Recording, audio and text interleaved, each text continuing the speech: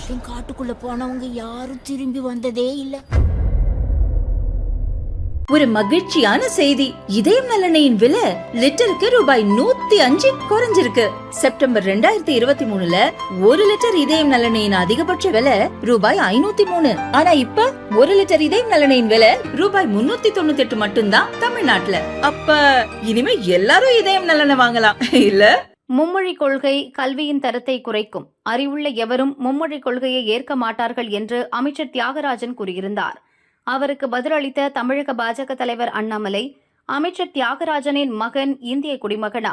தமிழகத்தில் எந்த எம்பி எம்எல்ஏக்களின் குழந்தைகளாவது இருமொழி கொள்கையில் படிக்கிறார்களா என கேட்டார். அவரது கேள்விக்கு அமைச்சர் தியாகராஜன் பதிலளித்தார். எனது 2 மகன்களும் எல்கேஜி முதல் பட்டப்படிப்பு வரை இருமொழி கொள்கையில்தான் படித்தார்கள் என கூறினார். இதற்கு அண்ணாமலை பதிலளித்துள்ளார். அவரது அறிக்கை: தமது மகன்கள் இருமொழி கொள்கையில்தான் படித்ததாக கூறியிருக்கும் அமைச்சர் தியாகராஜன் அந்த 2 மொழிகள் எவை என்பதை சொல்ல மறந்துவிட்டார். அவரது மகன்கள் கற்ற 2 மொழிகளில் முதல் மொழி ஆங்கிலம், 2ஆம் மொழி பிரெஞ்சு, ஸ்பானிஷ்.